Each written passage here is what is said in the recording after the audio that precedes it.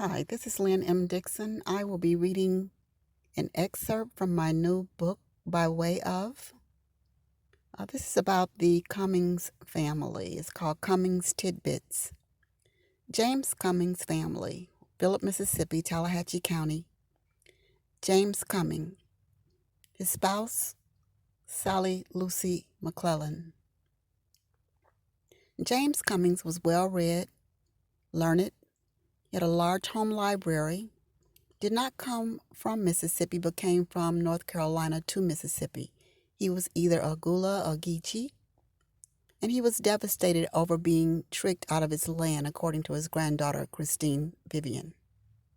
His wife, Sally Lucy, was very fair or light-skinned, and she did not treat her children the same.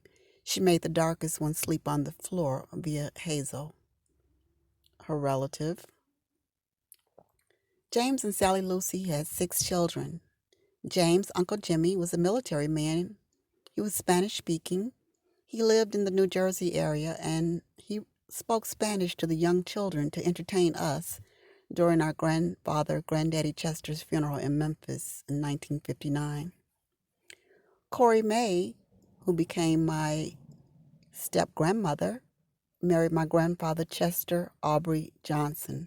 She was stepmother to Chester's children, Hazel, Robert, and Dorothy, and to her own child, Maurice.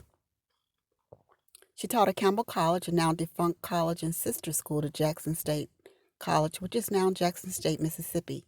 She also worked as a domestic and lastly a child care worker. They settled in Memphis after leaving Mississippi. She was full of grit and resolve in all her dealings and was always the go-to person when things became unmanageable for those in the family. I wrote a poem for her funeral called Lady of Fire. Lynn. Chester and Corey had one child together named Maurice. Maurice had a great laugh. He was a great storyteller. He wrote beautiful letters and saw his sister Hazel as his second mother. He told me once, "A beautiful tree is a beautiful tree whether it bears fruit or not."